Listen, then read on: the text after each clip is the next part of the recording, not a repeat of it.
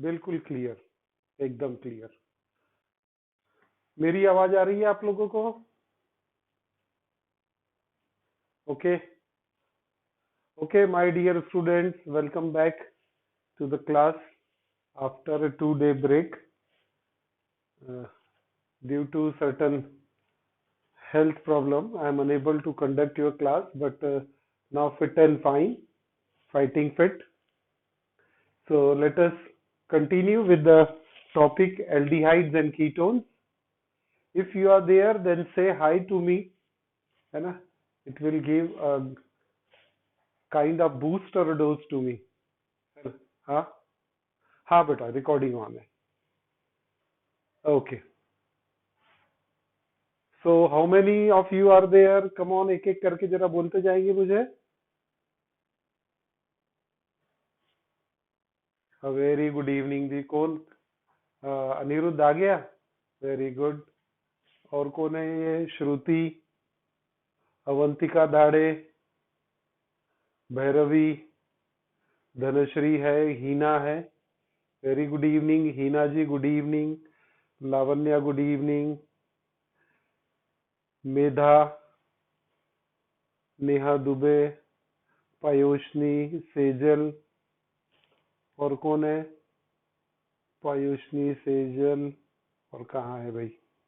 हाँ, शिवानी, श्रावणी, सॉरी श्रावणी, श्रेय प्रांच पे, श्रेया पतिंगे, श्रुति शर्मा, करेक्ट, स्वराली, तन्मय, वैष्णवी, वीना बुरीकर, विद्या ढोडे,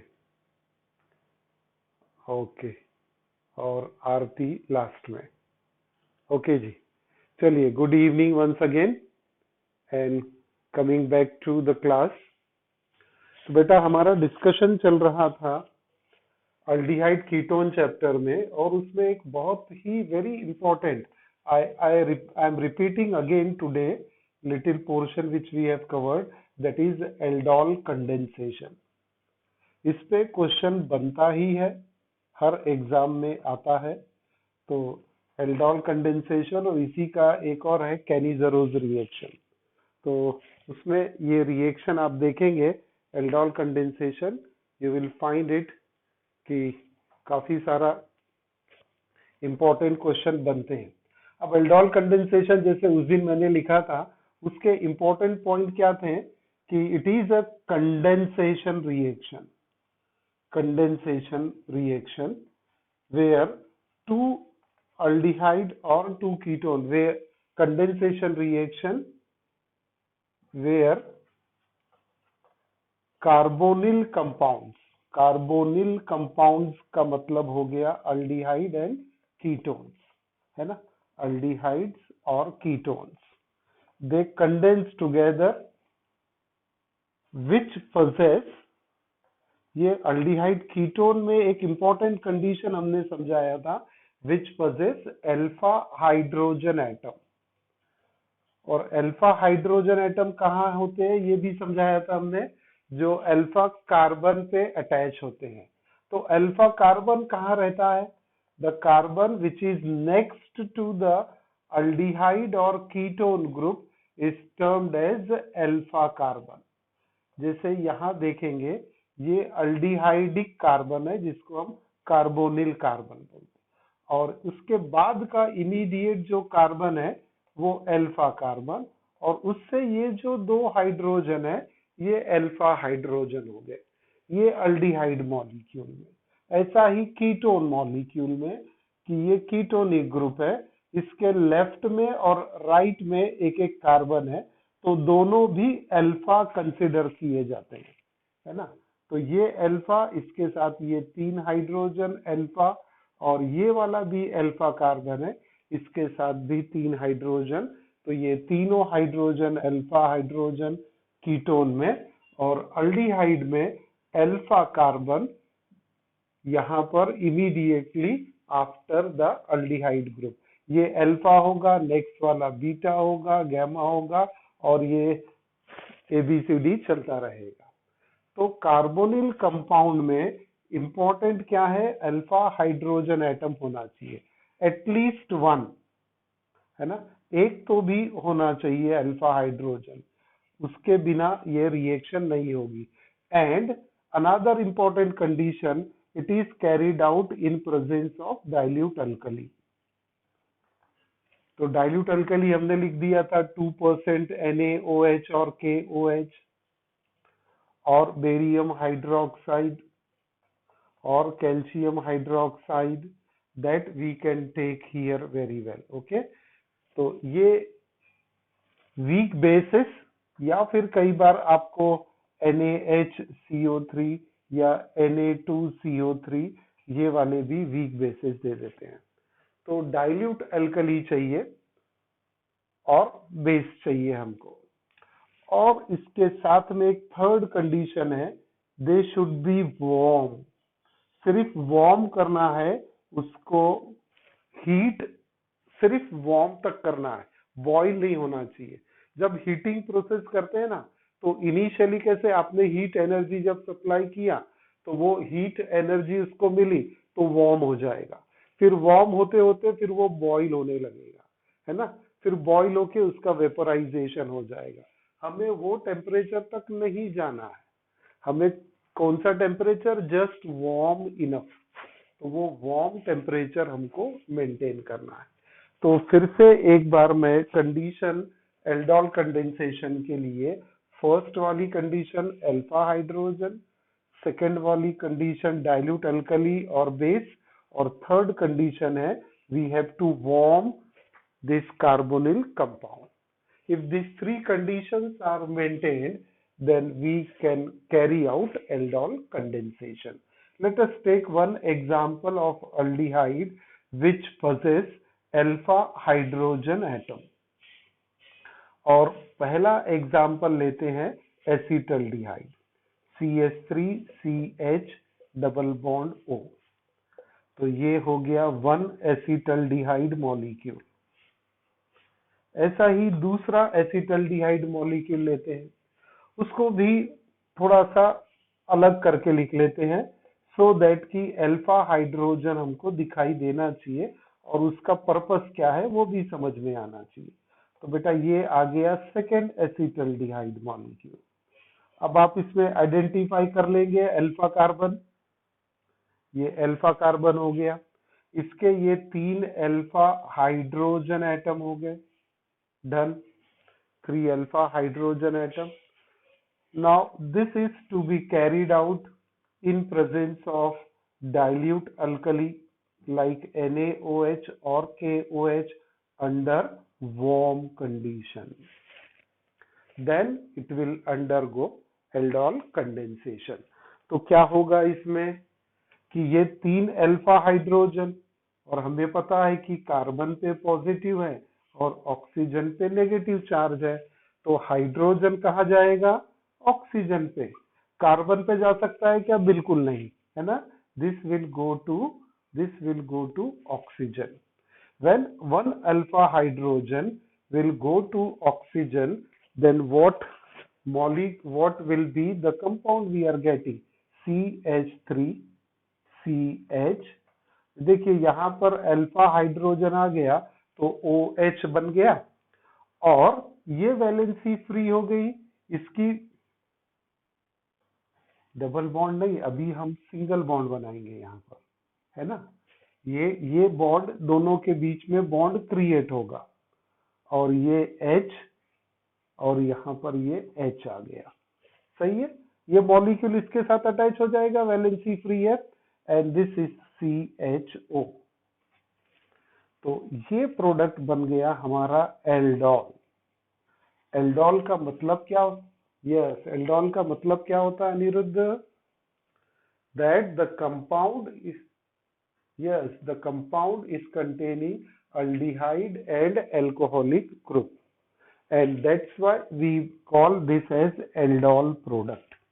अब ये एल्डोल प्रोडक्ट के कॉमन नेम, IUPAC नेम, वो भी हमको लिखना है, वो मल्टीपल चॉइस में आते हैं। तो देखिए ये अल्फा बीटा कॉमन नेम लिख लेते हैं हम लोग, है ना, अल्फा बीटा और ये गैमा कार्बन। तो कहाँ दिख रहा है हमको, बीटा कार्बन पे सब्स्टिट्यूशन है, तो इसका नोमेनक्लेचर बनेगा बीटा हाइड्रोक्सी। आ गया, 1 2 3 4, 4 carbon butyraldehyde, beta hydroxy butyraldehyde, beta hydroxy butyraldehyde. अब IUPAC नोमेनक्लेचर करना है तो हमें नंबरिंग करनी पड़ेगी। तो ये always first carbon, second carbon, third carbon, fourth carbon. चलिए जल्दी से IUPAC नोमेनक्लेचर बोलो, नहीं तो मैं लिख देता हूँ फिर, है ना। तो क्या आ जाएगा, बीटा हाइड्रोक्सी के जगह क्या आ जाएगा, 3 hydroxy butanal, 1 2 3 4, 3 hydroxy butane 1 al, तो वो ब्यूटेनल हो जाएगा। सही है। अब इसको जब हम और वार्म करते जाएंगे, है ना, तो क्या होगा, यहाँ पर डिहाइड्रेशन होगा, और डिहाइड्रेशन होने से वाटर मॉलिक्यूल रिमूव हो जाएगा। ये वाटर मॉलिक्यूल रिमूव करेंगे तो आर्या क्या मिलने वाला है अपने को, CH3 CH double bond CH single bond CHO। यहाँ पर डिहाइड्रेशन यानी -H2O लिख दिए। आ गया, स्वराली देख रहे हैं आप, है ना। ये वाटर मॉलिक्यूल रिमूव होने के बाद बेटा CH3 CH double bond CH single bond CHO। Okay, तो ये कंपाउंड मिला अल्डिहाइड, इसका कॉमन नेम है क्रोटॉन अल्डिहाइड। ये सब आपको हमने पढ़ा दिया था, क्रोटॉन अल्डिहाइड। और इसी का जब IUPAC नेम हम लिखते हैं तो क्या आ जाएगा, ब्यूट 2 इन 1 अल, तो ब्यूट 2 इनल, इस तरह से नोमेनक्लेचर आ जाएगा। ओके, या ऐसा बोल सकते हैं alpha beta unsaturated butyraldehyde, alpha beta unsaturated butyraldehyde. So this is what aldol condensation. एक ही लाइन में आ गया, सिस्टमेटिक लिखा हुआ है। तो क्या किया हमने, 2 एसिटल्डिहाइड लिए। एसिटल्डिहाइड क्यों लिया, क्योंकि एसिटल्डिहाइड में अल्फा हाइड्रोजन है और उनको कंडेंस करने का है। कंडेंस करने के लिए कंडीशन क्या है, डाइल्यूट अल्कली और वार्म करना है। तो 1 alpha hydrogen will bond to the oxygen forming OH group, OH and aldehyde, hence aldol, and we get this product, which on dehydration gives croton aldehyde, a unsaturated aldehyde. Aldehyde group है, unsaturation in the form of double bond। तो ये है आपका aldol condensation, जहां पर आपने aldehyde molecule लिया containing alpha hydrogen atom. अब कीटोन देखते हैं। कीटोन, तो कीटोन के लिए 2 एसीटोन मॉलिक्यूल, इनको कंडेंस करना पड़ेगा हमको, CH3 CH3 double bond O। तो ये बेटा आ गया first acetone molecule, dimethyl ketone. इसी के साथ दूसरा वाला कीटोन मॉलिक्यूल लेके आ जाएंगे। अब दूसरे कीटोन मॉलिक्यूल में क्या करेंगे हम, कि अल्फा हाइड्रोजन को थोड़ा सा सेपरेट आउट करके दिखा देंगे यहाँ पर। तो इसीलिए हमने उसको अलग तरीके CH3CO CH3, ये अल्फा हाइड्रोजन दिख रहा है सभी को, फॉन्ट साइज समझ में आ रहा है। हाँ जी, तो क्या होगा, फिर से वही सेम कि ऑक्सीजन पे डेल्टा नेगेटिव, कार्बन पे डेल्टा पॉजिटिव। ये अल्फा हाइड्रोजन अल्फा कार्बन से चला ऑक्सीजन के साथ अंडर द कंडीशन पता है हमको, डाइल्यूट NaOH, वार्म करना है। आयुष्नी, क्या मिलेगा प्रोडक्ट? पायुष्णी जी बोलेंगे जरा, क्या प्रोडक्ट आने वाला है हमारे पास में? CH3, CH3, CCH3. This oxygen now become OH. New bond is created. Here CH2, C double bond O, CH3. दो कीटोन मॉलिक्यूल, दो एसीटोन मॉलिक्यूल कंडेंस हो गए, है ना? 2 एसीटोन मॉलिक्यूल कंडेंस हो गए। सही है। तो यहां पर हमें प्रोडक्ट मिल गया। This is what we can name it ketol. क्यों बोलेंगे बेटा कीटोल इसको? क्योंकि इसमें कीटोनिक ग्रुप है और ये अल्कोहलिक ग्रुप है। We call it as ketol. जैसे इसे एल्डोल बोला था, इसे कीटोल बोलेंगे। सही है। चलो इसका IUPAC नेम, कॉमन नेम दोनों दे सकते हैं आप। तो एक काम करें, IUPAC नोमेनक्लेचर बोलिए, इसका क्या बनेगा? ये 1 2 3 4 5 कार्बन है ना? Numbering 1 2 1 2 3 4 5 carbon. तो क्या है? फोर्थ कार्बन पे हाइड्रोक्सी ग्रुप है और फोर्थ कार्बन पे मिथाइल ग्रुप भी है। ये सब नंबर कंफ्यूज करेंगे आपको। तो ये first carbon, second carbon, third carbon, fourth and fifth carbon. Fourth carbon having substitution prefix में चला जाएगा। तो क्या प्रीफिक्स बनेगा? 4 हाइड्रोक्सी 4 मिथाइल। अल्फाबेटिकल ऑर्डर से नाम लिखेंगे तो क्या आ जाएगा? 4 हाइड्रोक्सी,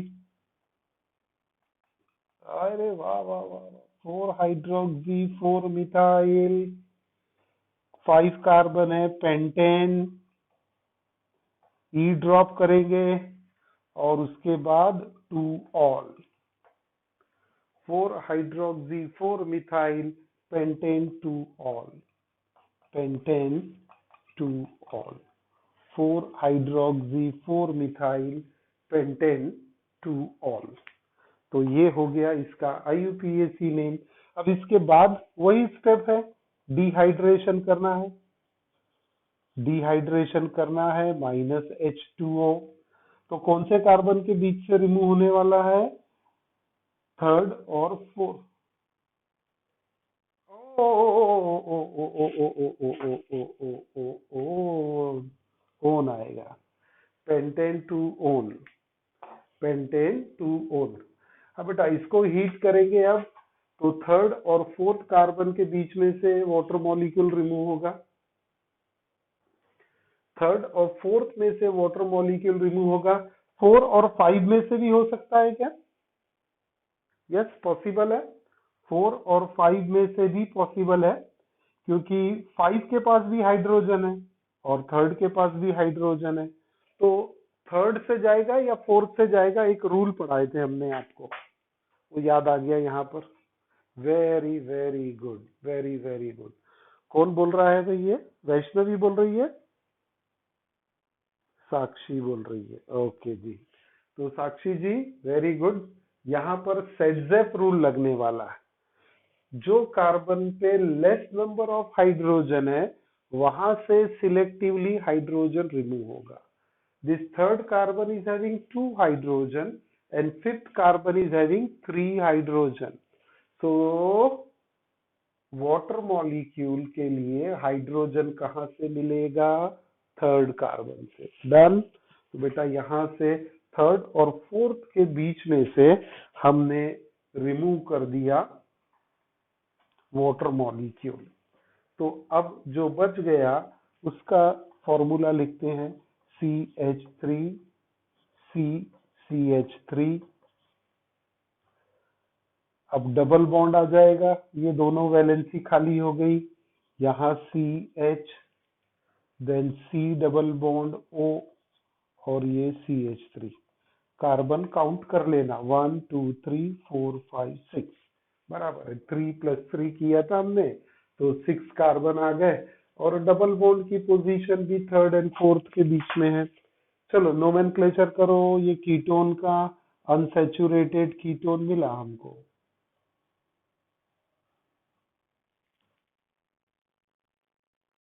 वाह वाह वाह वाह, वेरी गुड।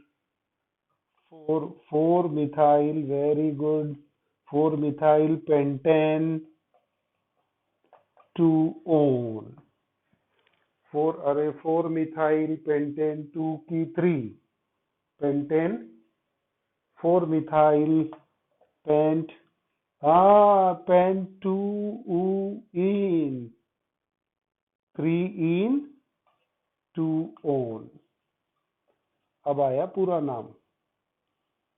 हाँ जी, 4 methyl paint 3 in 2 own is the complete nomenclature of this compound. So we get this compound 4 methyl paint 3 in 2 own, और -H2O तो लिखा है हमने। तो ये हो गया बेटा एल्डोल कंडेंसेशन। अब ये एल्डोल कंडेंसेशन में क्या, यानी मैंने ये रिएक्शन को इसीलिए रखा है कि इसमें हमने क्या किया है कि दोनों आइडेंटिकल मॉलिक्यूल को हमने कंडेंस किया है ना। एसिटल्डिहाइड एसिटल्डिहाइड, एसीटोन एसीटोन, तो ये सेम मॉलिक्यूल को कंडेंस कर दिया हमने, एल्डोल कंडेंसेशन मिल गया, एल्डोल प्रोडक्ट मिला और कीटोल प्रोडक्ट मिला। अब हम क्या पढ़ने वाले हैं, cross aldol condensation. Cross aldol condensation. अच्छा, कंडेंसेशन यानी क्या होता है कि it is a simple addition of, font size छोटा लग रहा है, वो थोड़ा इंक भी डल है ना, ब्लू से लिखा था मैंने, तो ये अब थोड़ा डार्क हो जाएगा। क्रॉस क्रॉस एल्डोल कंडेंसेशन, सही है अनिरुद्ध? Cross aldol condensation. अब क्या करते हैं इसमें, वी टेक डिफरेंट अल्डिहाइड्स, यानी एसिटल्डिहाइड ले लो और प्रोपियोन अल्डिहाइड ले लो, डिफरेंट अल्डिहाइड्स, और डिफरेंट कीटोन्स भी ले सकते हैं, डिफरेंट कीटोन्स भी ले सकते हैं, और we can take one aldehyde and one ketone, ये भी पॉसिबिलिटी है। दो डिफरेंट अल्डिहाइड ले लो, दो डिफरेंट कीटोन ले लो, एक अल्डिहाइड और एक कीटोन, ये भी चलेगा। जब ऐसा कंडेंसेशन अंडर दिस कंडीशन, तो उसे हम कहेंगे क्रॉस एल्डोल कंडेंसेशन। ओके, तो let us take one cross aldol condensation by taking acetaldehyde and propionaldehyde. We take acetaldehyde plus propionaldehyde, CH3CH2CHO, तो ये है प्रोपियोन अल्डिहाइड। अब मैं ये रिएक्शन को यहां से थोड़ा इरेज करता हूं, मुझे जगह लगेगी, तो पहली वाली रिएक्शन को इरेज कर देते हैं, एल्डोल वाला।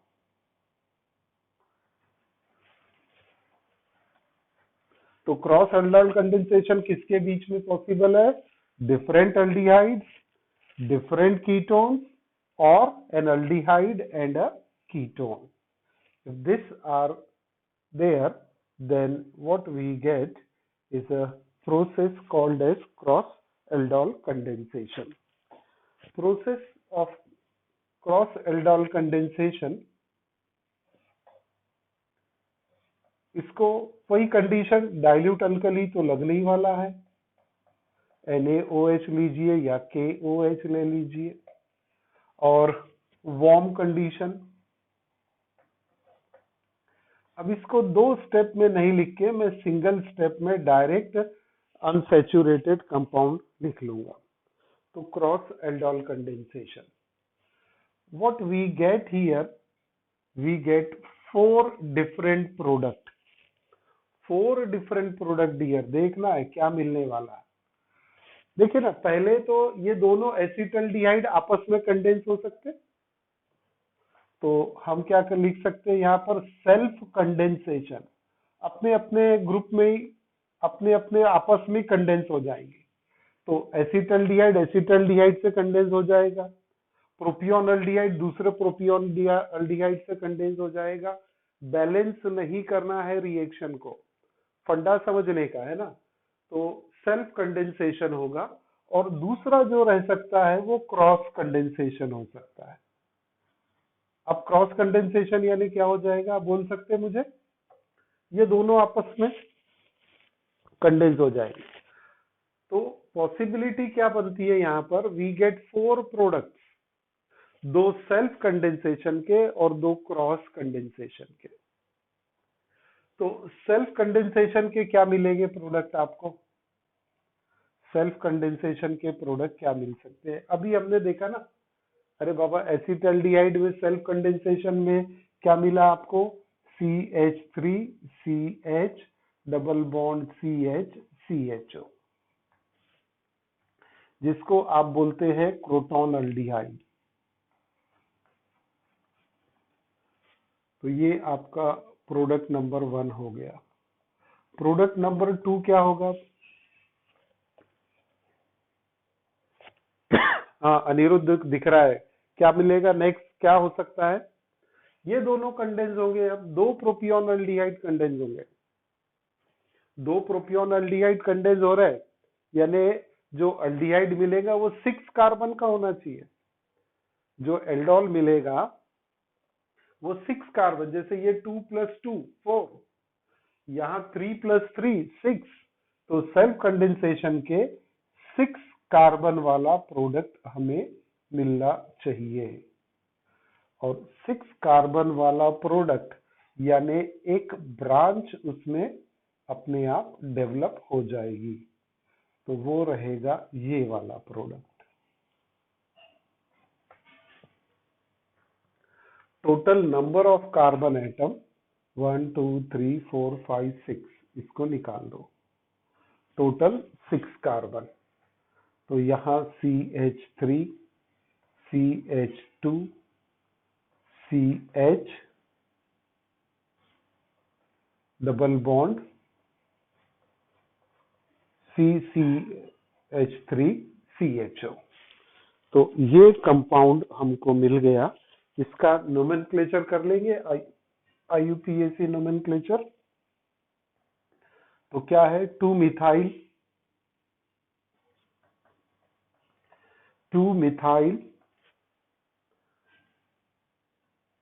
1 2 3 4 5 पेंट 2 इन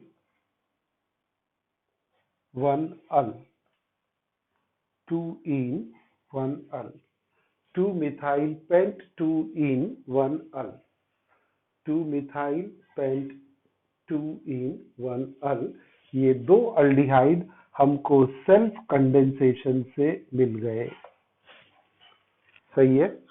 अब 2 मिलेंगे हमको यहां पर क्रॉस कंडेंसेशन से, 2 अल्डिहाइड मिलेंगे क्रॉस कंडेंसेशन से। तो पहले सिंपल वाला जैसा ये बना लिया ऐसा यहां बना सकते क्या, 6 कार्बन एक ही लाइन में नॉर्मल चेन, तो CH3 CH2 CH2 CH double bond CH CHO। तो ये 6 कार्बन वाला आ गया हमारे सामने, CH3 CH2 3 3 6।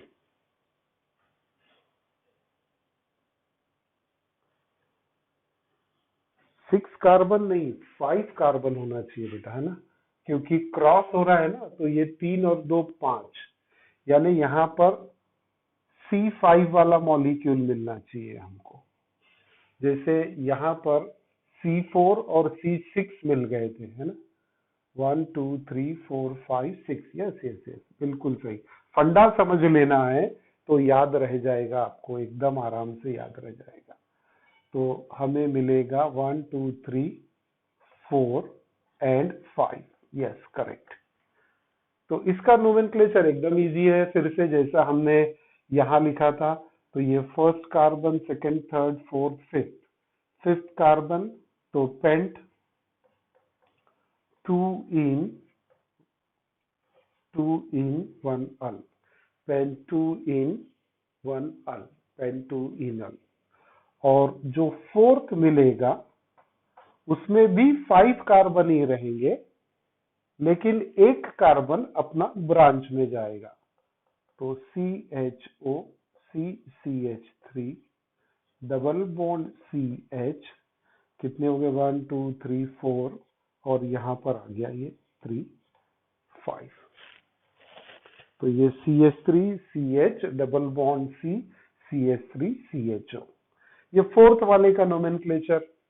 2 मिथाइल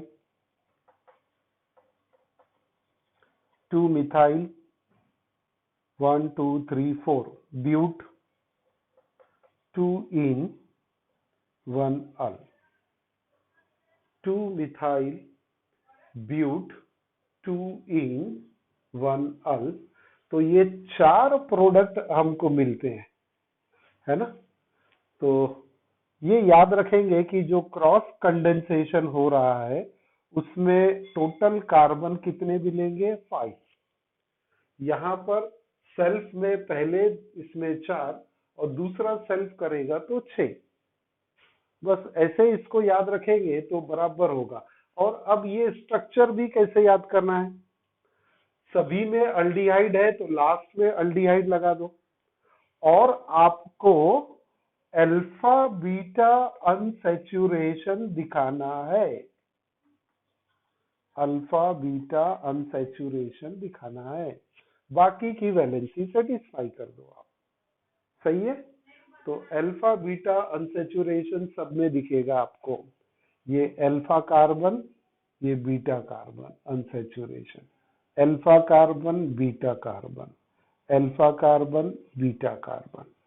तो अल्फा, ये अल्फा नहीं होगा ऊपर वाला, है ना, क्योंकि ये ब्रांच वाला CH3 CHO से है क्या, नहीं है।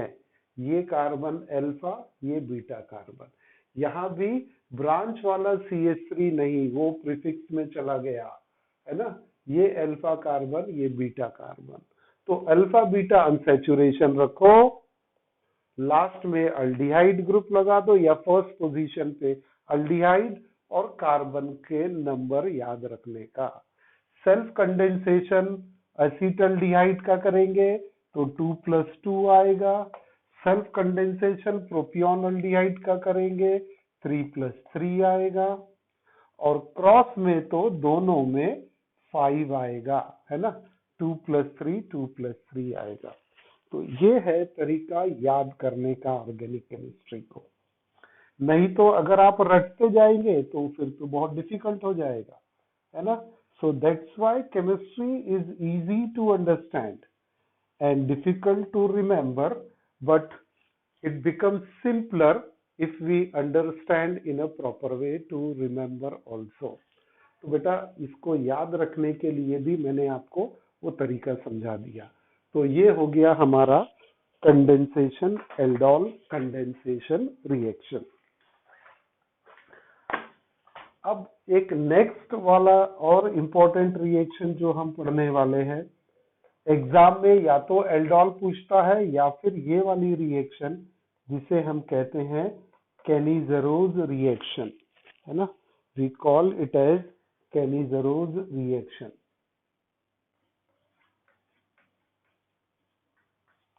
कैनिजरोज रिएक्शन और कैनिजरोज सिंथेसिस। एल्डोल और कैनिजरोज में कंपटीशन होता है कि कौन सा क्वेश्चन पूछने का है। रेयरली दोनों पूछे जाते हैं, बहुत कम दोनों आते हैं, लेकिन दो में से एक आता है। अब कैनिजरोज रिएक्शन के लिए क्या क्या कंडीशन है, हमने एल्डोल की कंडीशन तो याद कर लिए थे। What are the conditions we have mention in Cannizzaro, in aldol, that carbonyl compound should possess alpha hydrogen atom. The alkali required is dilute in nature and the reactants are warmed enough. They should not be heated strongly. तो हमें मिलता है aldol condensation. केनी-ज़ारोस reaction की पहली condition क्या है? It is shown by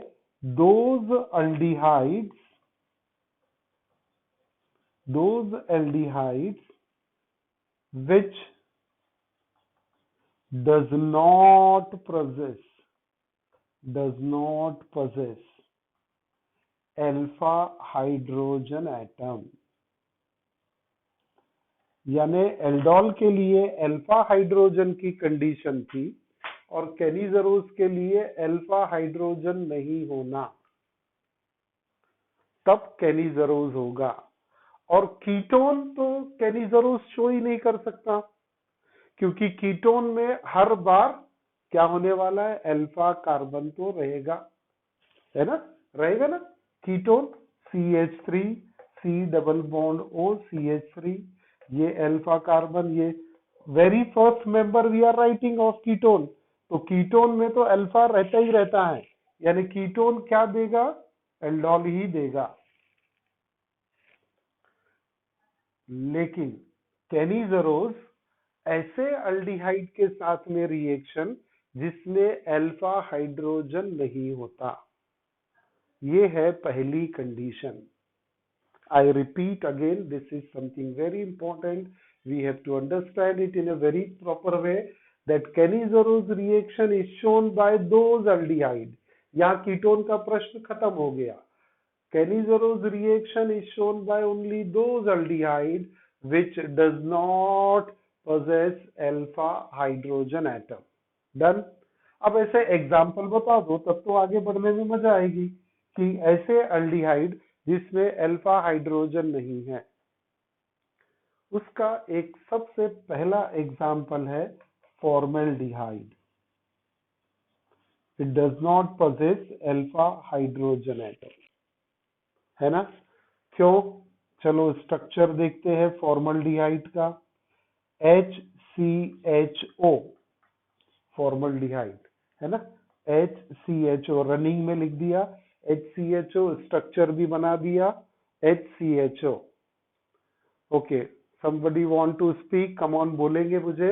अब बेटा ये हमारा कार्बोनिल कार्बन, ये अल्डिहाइड ग्रुप, इसके साथ अल्फा कार्बन है क्या? नहीं है. अल्फा कार्बन नहीं तो अल्फा हाइड्रोजन भी नहीं. हाइड्रोजन है, हाँ. अच्छा, तो चलो सिर्फ इसी को एक्सप्लेन करता हूं. तो HCHO, इसमें अल्फा कार्बन नहीं है, इसीलिए अल्फा हाइड्रोजन नहीं रहेगा. तो फॉर्मल्डिहाइड एग्जाम्पल रहेगा फॉर्मल्डिहाइड.